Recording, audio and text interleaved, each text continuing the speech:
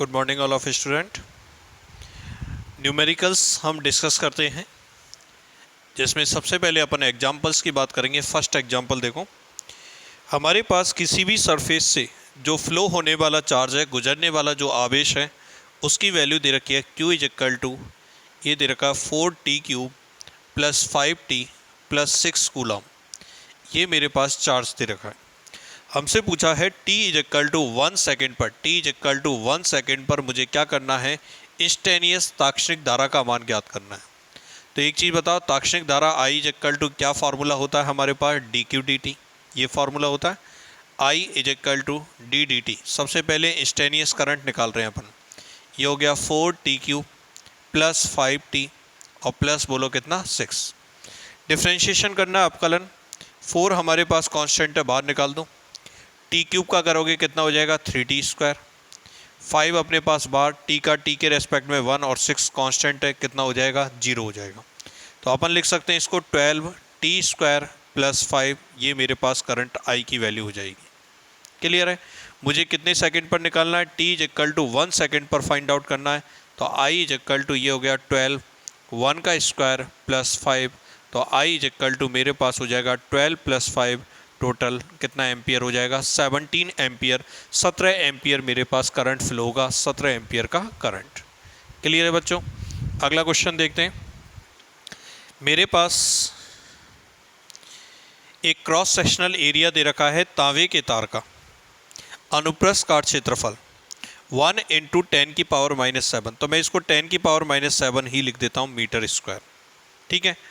इसके अंदर जो करंट फ्लो हो रहा है वो करंट भी मेरे पास दे रखा I is equal to 1.5 ampere, ये करंट की वैल्यू दे रखी है। अब अपने को क्या करना है, इसमें औसत अपवहन चाल मतलब मुझे ड्रिफ्ट वेलोसिटी VD की वैल्यू ज्ञात करनी है। और हमारे पास क्या दे रखा है कि तांबे का जो घनत्व है वो हमारे पास दे रखा है डेंसिटी ρ इज इक्वल टू, ये कितना दे रखा है 9 × 10⁻³ किलोग्राम पर मीटर क्यूब, ये मेरे पास दे रखा है।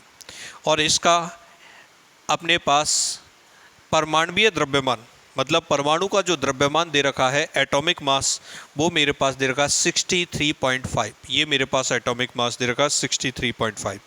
और एक अच्छी बात कह रखी है इसने कि जो एक इलेक्ट्रॉन होता है, आपसे कह रहा है कि एक परमाणु में केवल एक इलेक्ट्रॉन ही योगदान करता है।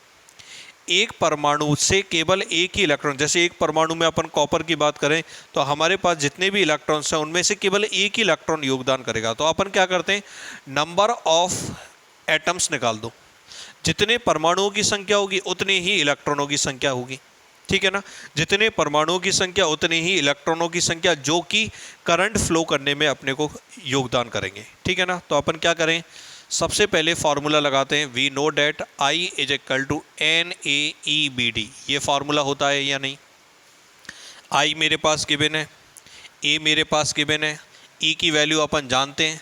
इसका मतलब मुझे N की वैल्यू फाइंड आउट करनी है। अगर BD फाइंड आउट करना है तो N की वैल्यू मुझे फाइंड आउट करनी पड़ेगी। तो VD is equal to I/NaE। इसको डाल देते हैं इक्वेशन नंबर 1। अब N कैसे निकालते हैं, तो अपन निकालते हैं नंबर ऑफ एटम्स।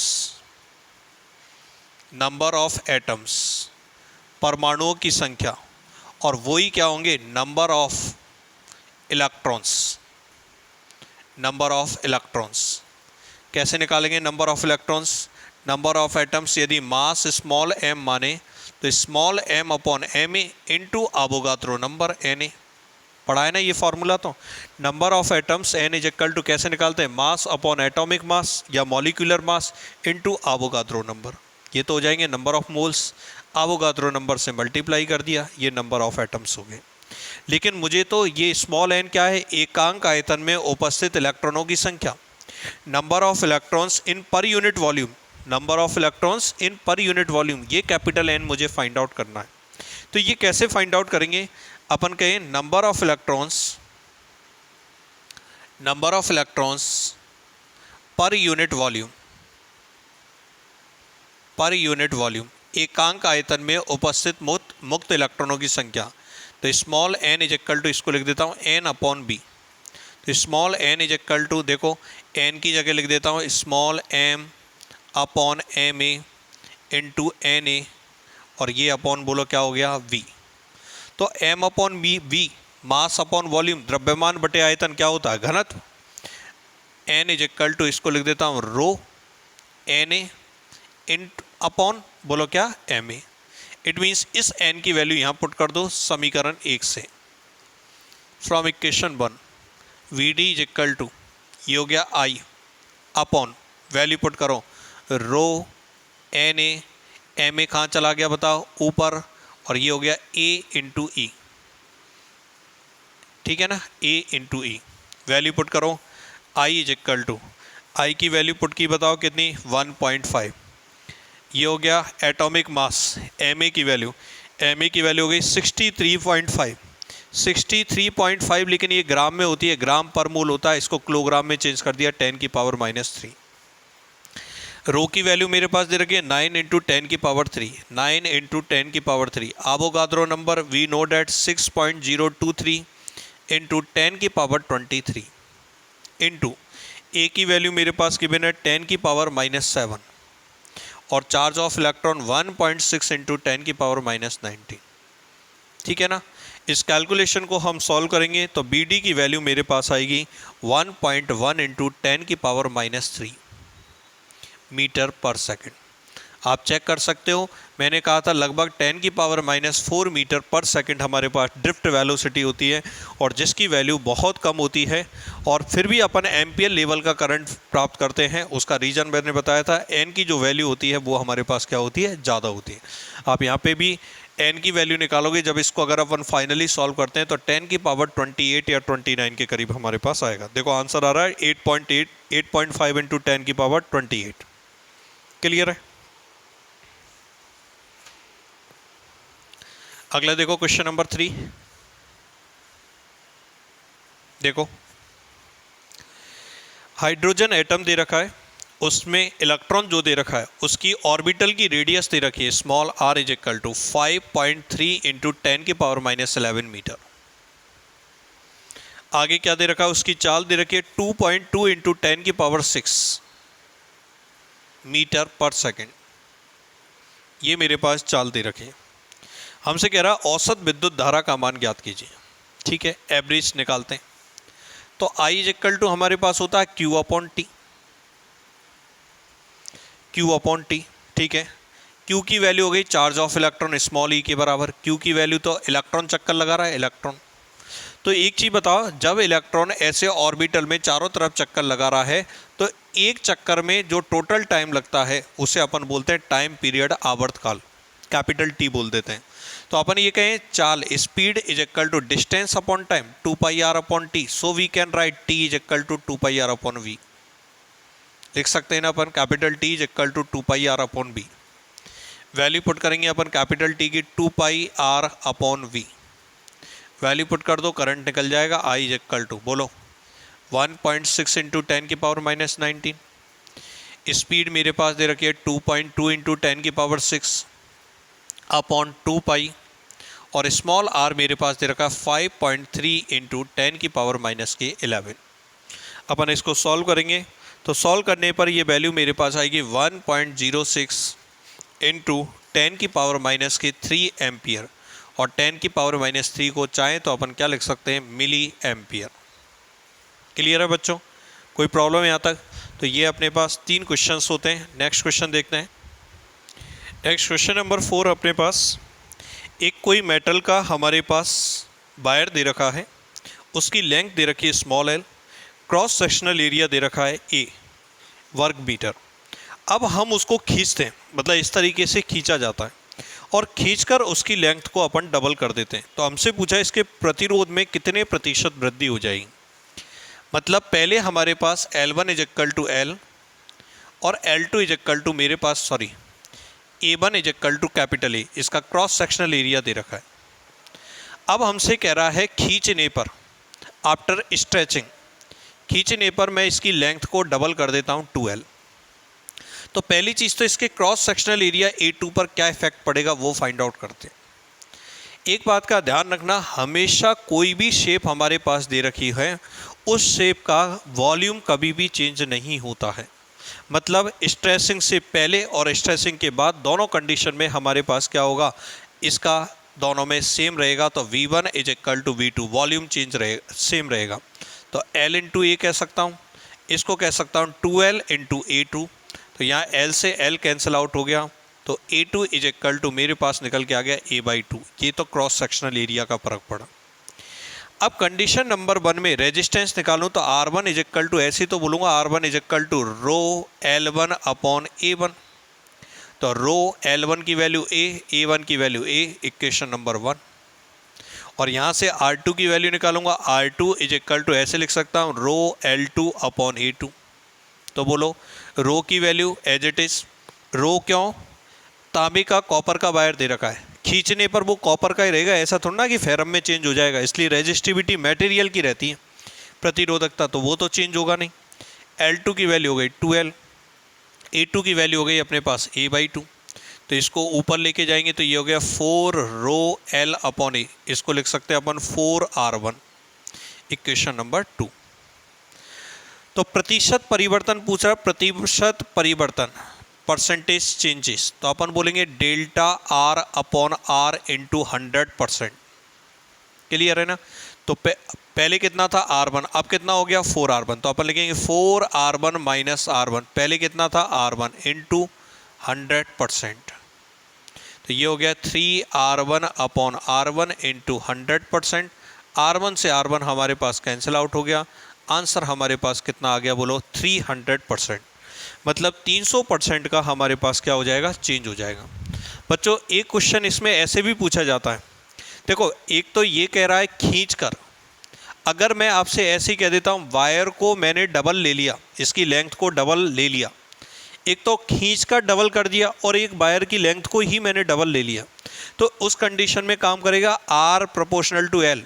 यदि डबल लेंथ का लेते हो तो आप लिखोगे जैसे 2L किया तो इसका मतलब रेजिस्टेंस भी डबल हो जाएगा, लेकिन यहाँ पे देखो खींचकर यदि डबल कर रहे हो तो आपके पास रेजिस्टेंस डबल हो गया, मतलब 4 टाइम्स हो गया, 4 गुना हो गया। तो ध्यान रखना है अपने को, ये स्टार लगा लेना, भले खींच कर किया है या सादा, सादा करोगे तो ऐसे काम करेगा R प्रोपोर्शनल टू L, और खींच कर किया है तो ये प्रोसेस अपने को लगानी पड़ेगी। क्लियर है बच्चों। अगला देखो क्वेश्चन नंबर 5। मेरे पास एक कार्बन रजिस्टर दे रखा है, इस तरीके का क्वेश्चन अपन कर चुके हैं जब मैंने आपको कार्बन रजिस्टर करवाया था। इसकी वैल्यू कितनी दे रखी है, R की वैल्यू देखो 62 इंटू 10 की पावर 3। क्लियर है। और सहनता मतलब टॉलरेंस दे रखा है 5% ओम, ये टॉलरेंस दे रखा है, कितने ओम दे रखा है 5%। अब अपन से क्या पूछ रहा है, इसके कलर्स जो है उनको सीरीज में लिखना है। तो मैंने बताया था इसके अंदर आपको ध्यान हो तो VV, Roy, great, Britain, very good, white, ये लाइन आप लिख दोगे, ये लाइन आपको लिखनी है। स्टार्टिंग कहाँ से करनी है, 0, 1, 2, 3, 4, 5, 6, 7, 8 और 9। चेक कर लो। 6 पहला कलर कौन सा हो गया, ब्लू, नीला। अगला 2 आपके पास बोलो कौन सा हो गया, रेड, लाल। अगला बोलो 10 की पावर 3 आपके पास बोलो क्या हो जाएगा, ऑरेंज, नारंगी। और चौथा कलर आपके पास 5%, इसका मतलब कौन सा कलर होगा, गोल्डन कलर, मतलब आपके पास स्वर्ण, ये लो। तो ब्लू, रेड, ऑरेंज और गोल्डन, ये 4 कलर्स के हमारे पास रंग होंगे। अगले देखो क्वेश्चन नंबर 6 क्या दे रखा है। मेरे पास X is equal to 4 ohm और रेजिस्टिविटी दे रखी है Y is equal to 48 into 10 की पावर माइनस के 8 ओम इंटू मीटर। अब जो मेरे पास चालक दे रखा है, मैं इसकी लेंथ को आधा कर देता हूँ, लेंथ आधी कर दी जाती है, L आधा कर दिया जाता है। तो हमसे पूछ रहा है X और Y की वैल्यू पे क्या डिफरेंस, मतलब X और Y पर क्या इफेक्ट पड़ेगा, X की वैल्यू क्या हो जाएगी, Y की वैल्यू क्या हो जाएगी। तो देखो ये तो है रेजिस्टेंस, ये है रेजिस्टिविटी, मतलब ये तो प्रतिरोध और ये प्रतिरोधकता। अब देखो तार की लंबाई आधी करी तो मटेरियल तो चेंज होगा नहीं, जो मटेरियल है वो भी अब वही मटेरियल रहेगा, इसका मतलब रेजिस्टिविटी तो चेंज होगी नहीं, केवल X की वैल्यू चेंज होगी। अब आधी कर दी तो आधी करी है तो R प्रोपोर्शनल टू L होता है ना। अगर L को आधा कर दिया तो रेजिस्टेंस भी आधा हो जाएगा।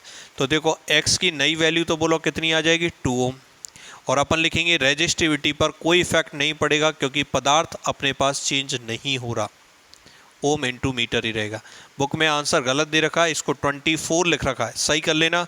इसका आंसर 48 होगा, 48 इंटू 10 की पावर माइनस के 8 ओम इंटू मीटर। ठीक है ना, कोई इसको 24 मत कर देना क्योंकि रेजिस्टिविटी चेंज नहीं होती। आप लिख देना प्रतिरोधकता चेंज नहीं होती है, resistivity do not change when length is double और हाफ। अगला क्वेश्चन देखो, टंगिस्टन का कोई वायर दे रखा है जिसकी लेंथ दे रखी है L इज इक्वल टू, ये दे रखा 1.5 मीटर, क्रॉस सेक्शनल एरिया दे रखा है A is equal to 0.60 into 10 की पावर माइनस के 6 मीटर स्क्वायर, ये क्रॉस सेक्शनल एरिया है।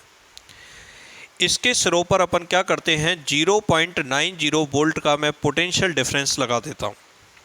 तो मुझे करंट की वैल्यू फाइंड आउट करनी है कि कितना करंट मेरे पास फ्लो होगा I की वैल्यू, जबकि इसकी रेजिस्टिविटी प्रतिरोधकता का मान दे रखा है 5.6 इंटू 10 की पावर माइनस के 8 और हमारे पास क्या, ओम इंटू मीटर। L दे रखा है, A दे रखा है, V दे रखा है, I पूछा है, रो दे रखा है। बोलो पहले तो रेजिस्टेंस निकालो, resistance R is equal to क्या होता है, बोलो रो L अपॉन A होता है ना। ओम का नियम लगाओ, ओम का नियम, V is equal to IR, तो I की वैल्यू कितनी हो जाएगी, बोलो I की वैल्यू V अपॉन R और R की value rho L upon A। I is equal to V, ये हो जाएगा rho L upon A। A कहाँ चला जाएगा बताओ, ऊपर, वैल्यू पुट कर दो। I is equal to V की वैल्यू दे रखी है बताओ कितनी, 0.9, क्रॉस सेक्शनल एरिया दे रखा है 0.6 इंटू 10 की पावर माइनस के 6 अपॉन रो की वैल्यू दे रखी है 5.6 इंटू 10 की पावर माइनस 8 और अगली चीज़ हमारे पास लेंथ दे रखी है L is equal to 1.5 metre. इसको सॉल्व करेंगे, करंट I की वैल्यू हमारे पास आ जाएगी, current I is equal to हमारे पास आएगा 6.43 ampere. Current I is equal to कितना आएगा, बोलो 6.43 एम्पियर। क्लियर है बच्चों। अगला क्वेश्चन देखते हैं।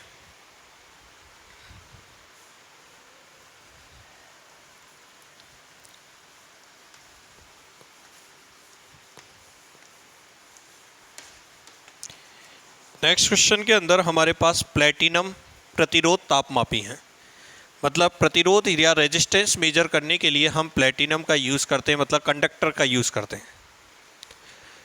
आगे क्या कह रहा है इसका हिमांक, हिमांक का मतलब हुआ T1 is equal to 0 degree centigrade, हिमांक T1 is equal to 0 degree centigrade.